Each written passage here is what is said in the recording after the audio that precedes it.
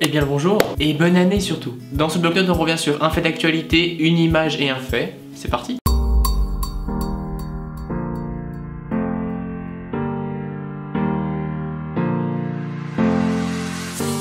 Vous en avez sûrement entendu parler dans l'actualité puisqu'en effet ce 1er janvier en Islande est entrée en vigueur une loi sur l'égalité salariale. Cette loi pose qu'il est illégal tout établissement, public ou privé, employant plus de 25 salariés sur son territoire, de proposer des salaires différents en raison notamment du genre. Cette loi est d'application immédiate et les entreprises auront jusqu'à 2020 pour opérer les ajustements de salaire. Alors c'est une première mondiale puisque l'Islande est le premier pays à avoir mis en œuvre concrètement cette interdiction de l'inégalité de traitement entre les salariés au travail de par leur sexe. Et comme on ne rigole pas en Islande, le non-respect de cette disposition entraînera le paiement pour l'entreprise d'une contravention qui sera très contraignante. Les entreprises devront donc chaque année remplir une déclaration dans laquelle ils indiqueront que les salariés hommes et femmes seront rémunérés de la même manière à tâches et responsabilités égales au sein de l'entreprise. Ce que vous ne saviez peut-être pas, c'est que la lutte pour l'égalité des salaires dure depuis plus de 40 ans. En octobre 1975, c'est 90% de la population féminine qui se rend dans les rues afin de manifester et de demander une plus grande reconnaissance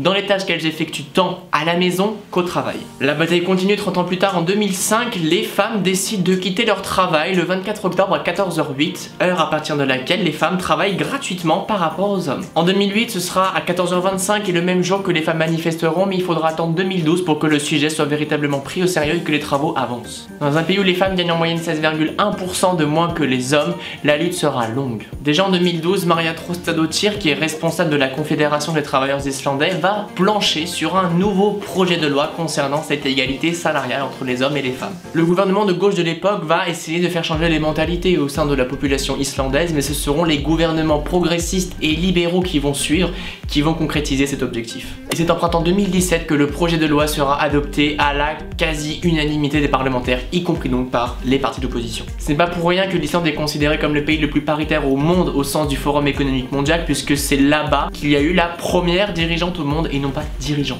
Un pays donc qui est modèle. Passons maintenant à ces images.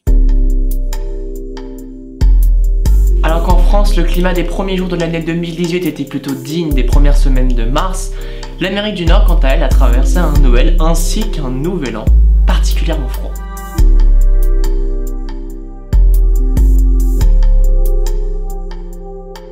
L'agence fédérale a publié des avertissements de froid extrême liés à une poussée de l'air arctique pour les provinces du Québec, de l'Ontario, de Manitoba, de la Saskatchewan et de l'Alberta. Le thermomètre avoisinait parfois les moins 50 degrés dans certaines régions du fait du vent. Et on peut voir ces images qui sont spectaculaires. Certaines ont fait la une de certains journaux, comme les chutes du Niagara, dont le lac sert de frontière naturelle entre les États-Unis et le Canada, qui étaient sous un épais manteau neigeux de plus d'1 mètre, tombé seulement en 48 heures. Non, et le sud des États-Unis n'est pas en reste comme ici, en Floride.